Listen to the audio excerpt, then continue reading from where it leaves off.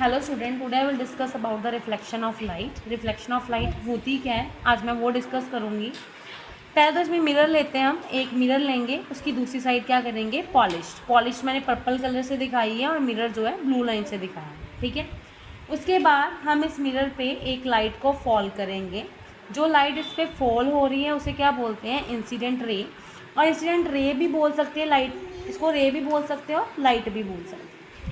और यहाँ से फिर क्या हो जाएगी, रिटर्न बैक हो जाएगी। जो रिटर्न बैक हो रही है उसको क्या बोलते हैं, रिफ्लेक्टेड रे, और क्या बोल सकते हैं, लाइट। क्या बोल सकते हैं, लाइट। जो सेंटर में हमने क्या मार्क करना है, नॉर्मल। क्या मार्क किया है, नॉर्मल। नॉर्मल मीन्स 90 डिग्री का एंगल।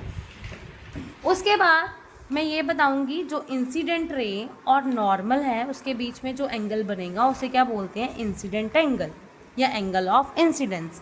जो नॉर्मल और इंसिडेंट रे में एंगल बढ़ रहा है उसे क्या बोलते हैं, angle I. Angle I is angle of incidence. उसके बाद जो नॉर्मल और रिफ्लेक्टेड रे में एंगल बनता है उसे क्या बोलते हैं, angle of reflection. Angle of reflection.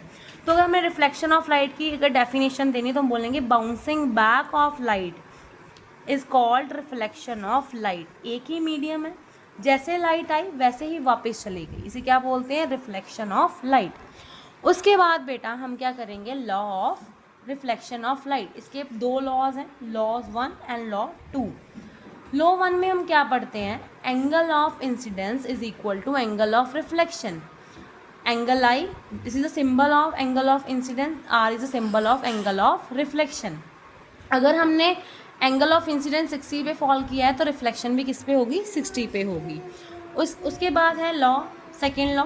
हम बोलते हैं incident ray, reflected ray and normal. अगर देखें हम डायग्राम को तो उसमें तीनों ही इंसिडेंट रे, नॉर्मल और रिफ्लेक्टेड रे तीनों ही एक ही प्लेन पे लाई कर रहे हैं।